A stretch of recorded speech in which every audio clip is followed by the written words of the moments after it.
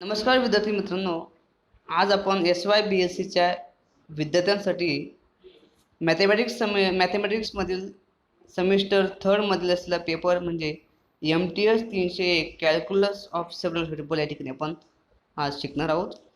Calculus of several व्हेरिएबलमध्ये पहिला unit आहे फंक्शन ऑफ 2 and 3 व्हेरिएबल्स. आता एखादं फंक्शन ऑफ 2 and 3 व्हेरिएबल आपण म्हणजे काय असतं की असं फंक्शन ज्या फंक्शनमध्ये 2 किंवा 3 इंडिपेंडंट व्हेरिएबल असेल तर त्या फंक्शनला काय म्हणता फंक्शन ऑफ 2 and 3 व्हेरिएबल आहे. पुन्हा लक्ष घ्या, असं फंक्शन की ज्या फंक्शनमध्ये 2 किंवा 3 इंडिपेंडंट व्हेरिएबल असेल अशा फंक्शनला काय म्हणतं म्हणायचं फंक्शन ऑफ 2 and 3 व्हेरिएबल. बघा फॉर एक्झाम्पल, आता बघा z is equal to f of x y. Okay, आता याचं फंक्शन बघितलं, इथं फंक्शन ऑफ बघा z is equal f of x y की या फंक्शनमध्ये 2 इंडिपेंडंट व्हेरिएबल आपल्याला दिसत राहतात. ते कोणते कोणते बघा, this is the X and this is the Y. म्हणजे या एक्झाम्पलमध्ये एक्स आणि वाय हे 2 इंडिपेंडंट व्हेरिएबल आहे, म्हणून आपण हे म्हणू शकतो की हे फंक्शन काय आहे, it is a function of 2 and 3. It is a function of 2 variable. Okay, आता बघा दुसरं एक्झाम्पल बघितलं आपण, suppose x square plus y square is equal to z. आता जर या फंक्शनमध्ये बघितलं what is x square plus y square equal to z. आता जर फंक्शन बघितलं तर function is there are 2 independent variable, they are x and y and is 1 independent variable Z. म्हणून या फंक्शनला आपण काय म्हणू शकतो function of 2 variable. Okay, this is important. पुन्हा त्याचप्रमाणे फंक्शन ऑफ 3 व्हेरिएबल म्हणजे काय की असं फंक्शन की ज्या फंक्शनमध्ये 3 इंडिपेंडंट व्हेरिएबल असेल तर त्या फंक्शनला काय म्हणायचं फंक्शन ऑफ 3 व्हेरिएबल्स. ओके, आज आपण शिकणार आहोत फंक्शन ऑफ 2 and 3 व्हेरिएबल्स या ठिकाणी आपण शिकणार आहोत. त्याच्यामध्ये काही आपला टॉपिक दिलेले आहे, ते टॉपिक बघू. बघा पहिला टॉपिक आहे आपल्याला एक्सप्लिसिट अँड इम्प्लिसिट फंक्शन. दुसरा टॉपिक आहे कंटिन्युटी. तिसरा टॉपिक आहे पार्शियल डेरिव्हेटिव्ह्ज. चौथा टॉपिक आहे डिफरन्शिएबिलिटी. पाचवा टॉपिक आहे necessary and sufficient condition for differentiability. सहावा टॉपिक आहे partial derivatives of higher order. सातवा टॉपिक आहे स्क्वार्ट्झ थेरम. आठवा टॉपिक आहे यंग्स थेरम. ओके, आज आपण पहिला टॉपिक घेणार आहोत एक्सप्लिसिट अँड इम्प्लिसिट फंक्शन. बघा फंक्शनच्या त्या ठिकाणी दोन टाईप्स पडतात. त्या ठिकाणी पहिलं फंक्शन म्हणजे पहिला टाईप म्हणजे इम्प्लिसिट फंक्शन आणि दुसरं टाईप म्हणजे एक्सप्लिसिट फंक्शन. आता बघा, आता आपण एक्सप्लिसिट फंक्शन म्हणजे काय बघू. बघा फर्स्ट डेफिनेशन एक्सप्लिसिट फंक्शन बघू. बघा, so if you consider set of n independent variable, say x1 x2 up to xn and one dependent variable say z, then the equation z is equal to f of x1 x2 up to xn, say the given equation 1 is denotes the functional relation. म्हणजे ह्या जो function लक्षात घ्या, and the function represented by equation 1 म्हणजे equation 1 कोणतं आपल्याला दिलेलं आहे, this is the equation 1. Okay, z is equal to f of x1 x2 up to x3. हा जो इक्वेशन 1 दिलेला आहे, या इक्वेशन 1 ला काय म्हणायचं एक्सप्लिसिट फंक्शन. म्हणजे कोणतंही फंक्शन या ठिकाणी या स्वरूपामध्ये असेल, कोणतं स्वरूप z is equal to f of x1 x2 up to xn या स्वरूपामध्ये आपल्याला एखादं फंक्शन दिलेलं असेल तर त्या फंक्शनला आपण काय म्हणायचं एक्सप्लिसिट फंक्शन या ठिकाणी म्हणायचं. बघा, तर फॉर एक्झाम्पल आपण बघणार आहोत की suppose z is equal to x square plus y square. तर बघा आता z is equal to x square plus y square हे फंक्शन आपण दिलेलं आहे. आता जर आपण या ठिकाणी व्यवस्थित बघितलं, त्या ठिकाणी 2 इंडिपेंडंट व्हेरिएबल आहे एक्स आणि वाय आणि डिपेंडंट व्हेरिएबल इज झेड. आता बघितलं z is equal to is a function. Okay, this is a f of x y. So z is equal to f of x y म्हणजे आपल्या म्हणजे या ठिकाणी आपल्याला कोणतं फॉर्म मिळाला आपल्या ठिकाणी z is equal to f of x y. बरोबर आलं, एफ ऑफ एक्स वाय. म्हणून हे जे फंक्शन आहे बघा, आता जर हे फंक्शन या z is equal f of this is if you compare this form to equation 1, जर आपण या फॉर्म इक्वेशन 1 मध्ये आपण बघितला तर या ठिकाणी आपल्याला दिसून येतं की this is a explicit form. म्हणून आपण काय म्हणू शकतो दिलेलं फंक्शन दिलं आपला z is equal to x square plus y square is an explicit function. Okay, this is बघा. त्याचप्रमाणे आपण दुसरं एक्झाम्पल घेऊ शकतो की sine. So z is equal to sin of into xy. ओके, जर आपण या ठिकाणी बघितलं z is equal to sin of xy is also explicit function. काय because z is a because sin is function of with 2 independent variable x and y. Sine हे तुम्हाला function दिलेलं आहे की ज्याच्यामध्ये दोन इंडिपेंडंट व्हेरिएबल आणि काय डिपेंडंट व्हेरिएबल झेड, म्हणून आपण म्हणू शकतो की it is an explicit function. Okay, next दुसरी डेफिनेशन आपल्याला दिलेली आहे बघा implicit function. Okay, let x1 x2 and xm be an independent variable, then the functional relation given by equation 2, what is equation 2? Equation 2 is equal to phi of x1 x2 up to xn is equal to 0 is called an implicit function. Okay, म्हणजे तुम्हाला एखादं implicit function म्हणजे आहे किंवा नाही कसं शोधायचं, तर या ठिकाणी जर दिलेलं इक्वेशन या स्वरूपामध्ये असेल, इक्वेशन 2च्या फॉर्ममध्ये, what is form phi of x1 x2 up to xn is equal to 0 या स्वरूपामध्ये असेल, तर त्या फंक्शन आपण या ठिकाणी काय म्हणतो, इम्प्लिसिट फंक्शन या ठिकाणी आपण म्हणत असतो बघा. आता फॉर एक्झाम्पल बघा,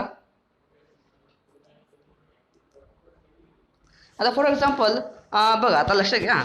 so x plus y minus z is equal to 0. आता बघा या ठिकाणी जर आपण बघितलं x plus y minus z equal to 0, बघा आता जर तुम्ही जे इक्वेशन याला जर कम्पेअर केलं, it is a function of the phi of x y z is equal to 0, म्हणून फंक्शन आपल्याला काय मिळेल, it is an implicit function. Okay, त्यानंतर note first, so every explicit function can be written as in the form of implicit function. आता बघा आपल्याला first equation 1 दिलेलं आहे, the implicit function y is equal to f of x can be written as f of xy is equal to 0, which is an implicit function. म्हणून आपण म्हणू शकतो की every explicit function can be written as in the form of implicit function but converse need not be true. याचा अर्थ एखादी तुम्हाला आपल्याला एखादं इम्प्लिसिट फंक्शन दिलेलं असेल, तर ते इम्प्लिसिट फंक्शनला आपण एक्सप्लिसिट फंक्शनमध्ये एक्सप्रेस करू शकत नाही. ओके, तर for example first, so the explicit form of straight line, this is the equation of straight line y is equal to 2x plus 3. आता जर हे y is equal to x plus 3 is an explicit form. आता जर आपण याला याची adjustment केली तर आपल्याला काय मिळेल, 2x minus y plus 3 is equal to 0, which is an implicit form. म्हणजे फॉर्म याचा अर्थ म्हणू शकतो की every explicit function can be written as in the form of implicit function. Okay, बघा दुसरे एक्झाम्पल बघा. दुसरं एक्झाम्पल आपण दिलं आहे equation of circle. Okay, the equation of circle x square plus y square is equal to x square where a is an positive real number is an implicit form. Okay, बघा आता तुम्ही आता हे बघितलं, इथं इम्प्लिसिट फॉर्म दिलेला आपल्याला. आता जर आपण त्याला जर एक्सप्लिसिट फॉर्ममध्ये त्याला एक्सप्रेस करण्याचा प्रयत्न केला तर आपल्याला काय मिळतं बघा. Okay, so therefore X square is equal to x square minus Y square, आणि आपण taking on square root both side we get X is equal to plus minus root of x square minus Y square where X square is greater equal to Y square. बघा या ठिकाणी आपल्याला दोन function एक मिळतात. बघा पहिलं इथं आपल्याला एक्सच्या किंमत दोन व्हॅल्यू भेटतात. पहिली किंमत म्हणजे काय, x is equal to root of x square minus Y square, आणि दुसरी काय व्हॅल्यू काय, x is equal to minus root of x square minus Y square. आता बघा next page, so we get the two functions. What is first function, x is equal to square root of x square minus y square and x is equal to minus square root of x square minus y square. बघा आता बघा इथं आपल्याला असं लक्षात येतं की एक्सच्या दोन किमती दिल्या आपल्या. एक्सच्या दोन किमती, पहिली किंमत ही दिलेली आहे, दुसरी किंमत ही दिलेली आहे. याचा अर्थ आपल्याला समजा आपण याला फंक्शन कन्सिडर केलं तर सपोज आपल्या मध्ये की फंक्शनला एकच म्हणजे एवढी फंक्शन एखादं फंक्शन असेल त्या फंक्शनमध्ये असेल तर त्या प्रत्येक एलिमेंटला एक काय असं एक युनिक इमेज असते. म्हणजे इथे एक्सची आता जर आपण एक्स हा व्हेरिएबल घेतला तर ह्या एक्सला या ठिकाणी दोन डिस्टिंक्ट इमेजेस असतात, म्हणून या ठिकाणी आपल्याला मिळतात. म्हणून काय consider it is not a function which is not possible, म्हणून which is a not possible. therefore we can say that implicit function cannot be expressed as in the form of explicit function. पुन्हा सांगतो बघा, implicit function cannot be expressed as an explicit function. म्हणजे एखादं implicit function तुम्हाला दिलं असेल तर त्या इम्प्लिसिट फंक्शनला आपण एक्सप्लिसिट फंक्शनमध्ये त्याला आपण एक्सप्रेस करू शकत नाही. ओके, दुसरी क्वेश्चन आपल्याला दिलेलं आहे नेबरहुड ऑफ पॉईंट. ओके, आता बघा नेबरहुड पॉईंट म्हणजे काय लक्षात घ्या. बघा आता समजा आपण एक्झाम्पल रिअल लाईफमध्ये एक्झाम्पल घ्यायचं म्हटलं, जर एखादा व्यक्ती आपल्या घराशेजारी असतो याचा अर्थ काय की त्या व्यक्तीचं घर माझं आपलं घर यांच्या मला डिस्टन्स हा काय असेल कमी असेल, तर आपण म्हणू शकतो की आपण की तो व्यक्ती माझ्या घराशेजारी राहतो. त्याचप्रमाणे एखादा पॉईंटचा नेबरहूडमध्ये याचा अर्थ काय की त्यांच्यात त्या पॉईंटमधलं प्रत्येक डिस्टन्स, मग त्या पॉईंटचं त्या सेटमधील पॉईंटचं त्या सेटमधील पॉईंटचं डिस्टन्स त्या पॉईंटपासून काय असेल लेस दॅन म्हणजे लहान असेल तर आपण म्हणू शकतो की तो पॉईंट तो सेट काय त्या पॉईंटच्या शेजारी असला पाहिजे.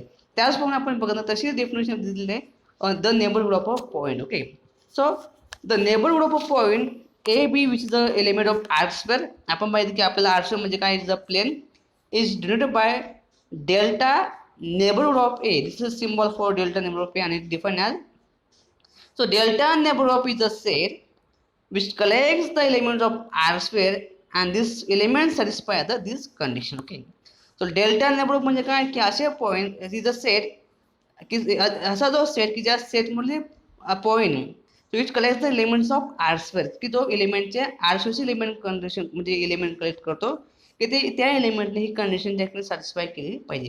ती कंडिशन आपल्याला काय दिली बघा, सो एक्स मायनस ए back square plus y minus बी बॅक स्क्वेअर लेस दॅन डेल्टा स्क्वेअर. म्हणजे असे आपल्याला आर स्क्वेअरमध्ये असे एलिमेंट आपल्याला गोळा करायचे आहे की ज्यांनी ही कंडिशन सॅटिस्फाय केली पाहिजे. Okay, therefore we can say that so the neighborhood of a point AB which is the element of R square is a set of points inside a circle having a center point AB and that is delta. म्हणजे याचा अर्थ असं म्हणू शकतो की neighbourhood of a point म्हणजे काय की असे सेट ऑफ पॉईंट की जे काय इनसाइड की जे सर्कलमध्ये असतील.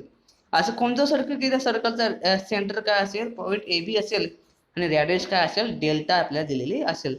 तो as shown in figure. Okay, आपल्याला फिगर दिलेली आहे, फिगर मध्ये लक्षात घ्या. आता इथं सेंटर काय दिलं आपल्याला ए बी आणि रॅडियस काय दिलं डेल्टा. मग डेल्टामुळे असे सगळे पॉईंट हे तुम्हाला सगळे जे पॉईंट दिसतात तुम्हाला हे सगळे पॉईंट तुम्हाला शेडेड पोर्शन केलेलं आहे. असे जे पॉईंट असेल ते पॉईंटला काय म्हणू आपण अशा पॉईंटचं कलेक्शन म्हणजे काय असतं delta neighbourhood of A. Okay, so next definition. Okay बघा, limit of function.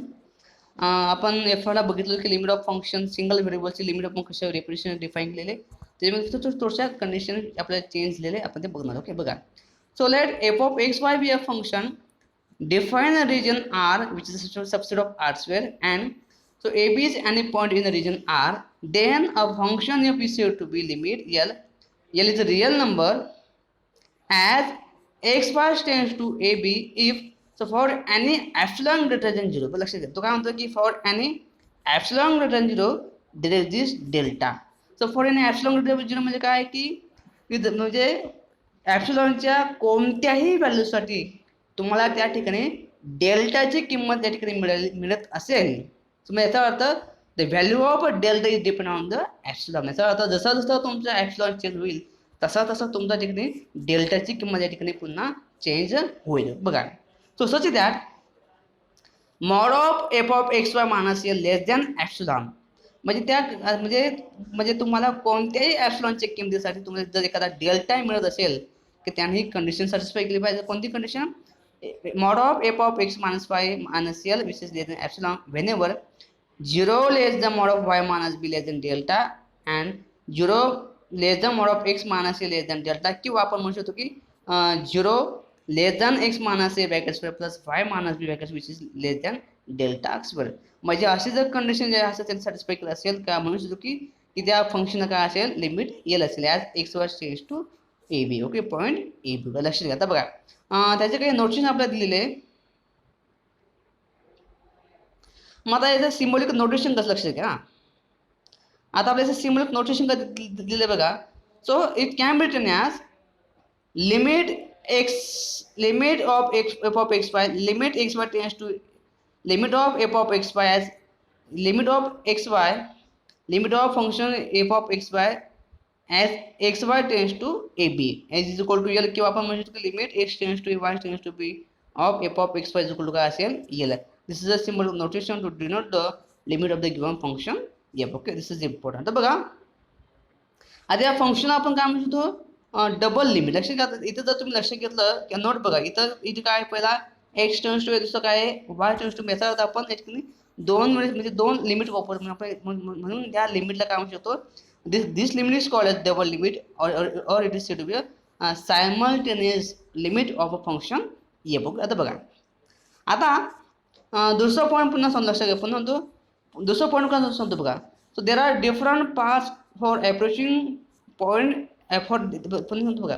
There are different paths for approaching x y to the point a b, and if the limit of f of x is the same for all possible paths, then you can say that limit exists and common value is called as the limit of the given function. बघा पुन्हा आता point 2 पुन्हा concept सांगतो.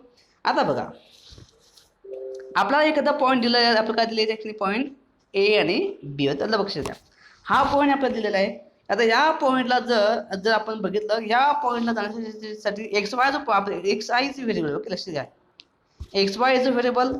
या व्हेरिएबलला जर आपण बघितलं, या व्हेरिएबलला पॉईंट ए बी जवळ जाण्यासाठी ज्या डिफरंट पाथ, हा एक पाथ असेल, पुन्हा हा दुसरा पाथ असेल, तिसरा पाथ असेल, चौथा पाथ असेल, पुन्हा हा पाचवा पाथ. म्हणजे याचा अर्थ there are infinite number of path for approaching variable x y to the point a b. म्हणजे व्हेरिएबल एक्स वायला पॉईंट ए बी जवळ जाण्यासाठी आपल्याला वेगवेगळे पाथ अवेलेबल आहेत. ओके आता बघा, जर अशा या प्रत्येक वेगवेगळ्या पाथ जवळ जर आपण त्या फंक्शनचं लिमिट जर आपण फाइंड केलं आणि फाइंड केल्यानंतर एक्झिस्ट असेल आणि पुन्हा त्या सगळ्या पाथवर त्या फंक्शनचं लिमिट जर पुन्हा एक काय असेल कॉमन असेल, तर आपण म्हणू शकतो की we can say that the function limit of the given function is exists. क्या बोलू शकतो की function has limit, the limit L which is a common for all possible path. म्हणजे सगळ्या पाथ साठी काय असेल कॉमन असेल, असं असेल तर आपण म्हणू शकतो की त्या ठिकाणी काय असेल तर फंक्शनचं लिमिट काय असेल यातनी एक्झिस्ट या ठिकाणी असलं पाहिजे. बघा आता बघा तिसरा पॉईंट लक्षात घ्या. तिसरा पॉईंट लक्षात घ्या. माझा जर समजा तुम्हाला जर वेगवेगळ्या पाथवर वेगवेगळं जर तुम्हाला जर लिमिट मिळत असेल तर समजा जर की लिमिट डज नॉट एक्झिस्ट. पुन्हा बघा तोच पॉईंट पुन्हा तिसरा रिपीट करतो. Along the different path we get different limits, then we can say that the function we can say that the limit of the function does not exist at x as x y tends to a b. Sorry it is some wrong. इथं थोडंसं wrong झालं. Okay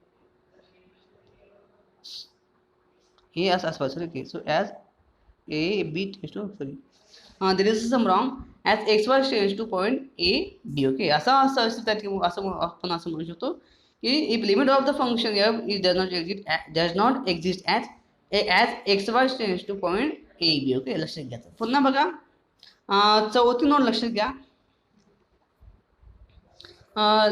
आता बघा जर एखादा function limit exist असेल, एखादा function limit exist at x y tends to a b, then आता बघा इथं जर आता बघा लक्षात घ्या इथं एक्स काय आहे, एक्स टेंड्स टू इथं काय होतंय ए बी आणि वाय इथं काय टेंड्स टू काय होतंय बी. आता जर आपण इकडे एक्सची किंमत फंक्शनमध्ये दिलं तर फंक्शन काय दिलं आपल्याला एफ ऑफ एक्स वाय होतं. बघा मग आता ज्या फंक्शनमध्ये आपण एक्सची किंमत जर आपण इथं ए टाकली आणि वाय जसं ठेवला आणि लिमिट काय दिलं आपण समजा लिमिट, आणि जर लिमिट जर आपण एक्स टेंड्स टू बी घेतलं तर याचं जर लिमिट असेल, आपल्याला जे मिळालेलं फंक्शन लिमिट आहे याचंच लिमिट जे असेल तेच लिमिट काय असेल या फंक्शन नंतर काय असतं आपल्याला लिमिट या ठिकाणी असतं. ओके आता बघा पुन्हा जर आपल्याला फंक्शन जर आपण आता पुन्हा बघा इथं जर आपण बीची किंमत वायची किंमत बी टाकली आणि त्या फंक्शनचं लिमिट घेतलं टेंड्स टू ए घेतलं तर आपल्याला पुन्हा काय same we get the same limit आपल्याला या ठिकाणी मिळत असतं. ओके लक्षात घ्या. सो आता एखाद्या फंक्शन लिमिट एक्झिस्ट होतं किंवा नाही हे कसं चेक करायचं. This is a criteria to check whether given limit does not exist or not for the given function. आता बघा so if limit of the given function is L, if limit of the बघा if limit of the given function f is L as x y tends to a b and so we y is equal f of x and a function such that for y of x tends to b as x tends to a, then आता इथे आपण y ची किंमत काय शोधली, काय घेतली आपण फाय ऑफ एक्स. जर फाय ऑफ एक्स इथे टाकला आपण वायच्या ऐवजी आपलं काय मिळेल limit of F of x phi of b as x tends to a is must be exist आणि इथे पुन्हा काय असेल विच इज इक्वल टू काय असेल एल असेल. Okay so therefore we can say that. आता बघा लक्षात दिलं, आता पुन्हा सांगतो बघा, जर आपल्याला दोन वेगवेगळे फंक्शन मिळाले, so say 5(1x) and 5(2y), such that आता बघा, if we can find two function 5(1x) and 5(2x), such that the limit of the given function f of x 5(1) and f of x 5(2) are different, then we can say that the limit of the given function does not exist. याचा अर्थ जर तुम्ही y च्या वेगवेगळ्या किमती function घेतले आणि त्या वेगवेगळ्या फंक्शनसाठी जर तुम्हाला तर लिमिट वेगवेगळे मिळत असेल, we can say that the limit of the given function does not exist. Okay, this is important here. Okay, next. आता एक्झाम्पल दिलेलं आपल्याला बघा, एक्झाम्पल काय दिलेलं, एक्झाम्पल काय दिलेलं, evaluate limit of x minus a y minus b as xy tends to ab. Okay, लक्षात घ्या, आपलं हे लिमिट आपल्याला शोधा, याचे फंक्शन आपले लिमिट आपल्याला शोधायचं. बघा आता आपण बघितलं की अगोदर आपल्याला चेक करायचं की वेगवेगळ्या पाथ जर आपण बघितला तर वेगवेगळ्या पाथवर जर ते लिमिट्स एक्झिस्ट आणि कॉमन असेल तर आपण म्हणू शकतो की त्या फंक्शन लिमिट काय असेल, एक्झिस्ट असेल. आणि जर वेगवेगळ्या पाथवर जर आपण लिमिट जर वेगवेगळ्या डिफरंट पाथवर जर आपल्याला डिफरंट लिमिट मिळत असेल, आपण म्हणू शकतो की लिमिट डज नॉट एक्झिस्ट. तर बघा, सो मी पहिला पाथ चूज करतो. So we choose a path along x axis. आता आपल्याला केवढचं इक्वेशन एक्स ॲक्सिस, तर एक्स ॲक्सिस इक्वेशन काय आहे, वाय इज इक्वल टू 0. आता वाय इज इक्वल टू 0 येथे एक पुट केल्यानंतर आपल्याला काय मिळेल, जर we get limit of x minus a upon, ती वायची किंमत मी 0 टाकली, 0 minus b as x tends to a, आपल्याला काय मिळेल, याला सिम्प्लिफाय केल्यानंतर so limit of x minus a upon minus b upon as x tends to 0, so we get आता इथे 0 केलं आपलं काय मिळेल, b upon a upon b. ओके, आता बघा पुन्हा लक्ष आहे, आपण दुसरा पाथ चूज करणार, we choose a path along x is equal to a. आता हा पाथ चूज केल्यानंतर मला लिमिट काय मिळेल, इथे मी x ची किंमत जर 0 ठेवली, x ची किंमत इथे 1 ठेवतो, a मायनस काय बिकम 0, म्हणजे आपल्याला काय मिळेल 0. याचा अर्थ म्हणू शकतो की from equation 1 and 2 along a different path we get different limit. Therefore you consider the limit of the given function does not exist. Okay, बघा दुसरे एक्झाम्पल बघा बरं. So evaluate the limit of the given function. What is function? x minus 5 upon x plus 5 as xy tends to 0. तर बघा आता मी तर path choose काय करतो, y is equal to ms. आता जर y is equal to ms path आहे, which is a y is equal to ms, which is a equation of straight line passing through origin with the slope m, where m is a parameter. Okay, लक्षात घ्या. आता जर मी हा path choose केला, path choose केला, लक्षात घ्या इथे काय दिलं आहे, आता हा बघा लक्षात घ्या. ओके, मी इथं पाथ चूज केल्यानंतर काय मिळेल, is a function of x, म्हणून मी काय घेतलं लिमिट ऑफ, इथं मी आता वायची किंमत काय टाकतो, इथं वायची किंमत इथं मी एम एक्स टाकतो. ओके, सो एम एक्स टाकल्यानंतर इथं टाकल्यानंतर आपल्याला इथं काय मिळेल, फक्त is a function of x, which is a function of x असल्यामुळे म्हणून मी इथं काय घेतलं, we take the limit of the variable x, म्हणून इथं मी फक्त एक्सचं लिमिट घेतलं, म्हणून काय मिळेल आपल्याला limit of x minus m x upon x plus m x as x tends to 0 we gate.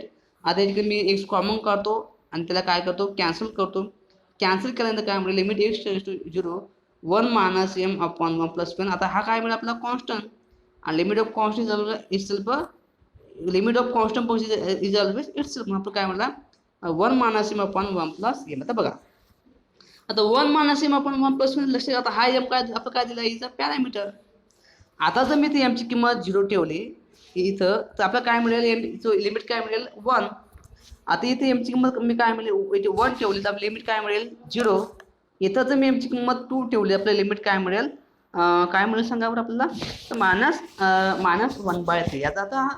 याचा अर्थ आपल्याला या ठिकाणी लक्षात येतं, जशी जशी आपल्याला एमची किंमत आपण वेगवेगळी पुट केली, वी गेट डिफरंट लिमिट. आता लक्षात घ्या, म्हणजे for different value of m we get a different limit. आपल्याला माहिती आहे की एखाद्या फंक्शनचं लिमिट जर एक्झिस्ट असेल ते ऑलवेज काय असतं, एक युनिक असतं. म्हणजे if limit of the function is exist then it must be unique. म्हणजे एखाद्या फंक्शनचं लिमिट जर एक्झिस्ट होत असेल तर ते काय असतं, युनिक असलं पाहिजे. आता जर आपण या ठिकाणी ऑब्झर्वेशन केलं तर for different value of m, म्हणजे आपल्याला एमच्या वेगवेगळ्या किमतीसाठी आपल्याला काय मिळेल, we get a different limit, म्हणून काय शकतो we can see that.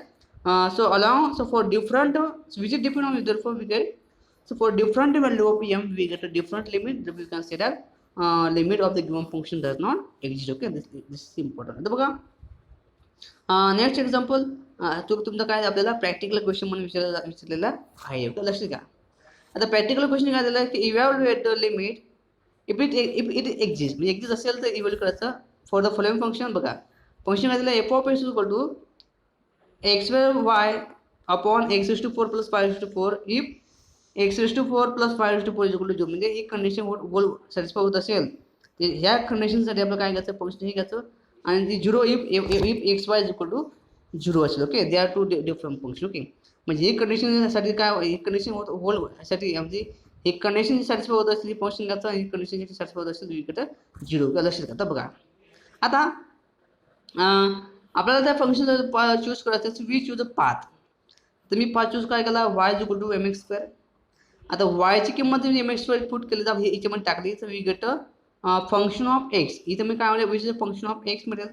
Function of x म्हणून काय घेत मी which is a function of x. इथे फक्त काय घ्यायचं फंक्शन ऑफ एक्स असेल म्हणून मी काय घेतलं फक्त एक्स या ठिकाणी काय घेतलं लिमिट 0 वी गेट लिमिट 0. म्हणून लिमिट ऑफ एक्स इथं आता इथं वायची आपल्याला व्हॅल्यू पुट करायची limit of x y into m x square upon x raise to 4 plus m x square bracket square. आता बघा इथं याला सिम्प्लिफाय केल्यानंतर आपल्याला काय मिळेल लक्षात घ्या x equal to m x raise to 4 upon x raise to 4 plus m square into x raise to 4. आता इथे मी एक्स रेस टू 4 कॉमन करतो आणि इथे काय करतो लिमिट काय होतो कॅन्सल करतो. मग कॅन्सल केल्यामुळे आपल्याला काय मिळेल limit x tends to 0 m upon 1 plus m square which is आता बघा which is constant limit is self constant असणार देतो m plus limit of the given m upon 1 plus m square which is depend m. आता m is काय पण parameter असल्यामुळे figure आपण काय म्हणतो तर for different value of m we get different limit if we consider limit does not exist. Okay therefore आपण म्हणू शकतो की या ठिकाणी काय असेल म्हणू शकतो की त्या फंक्शन काय लिमिट काय असेल does not exist. Okay we stop here. आपण दुसरे एक्झाम्पल उद्या बघू. थँक्यू.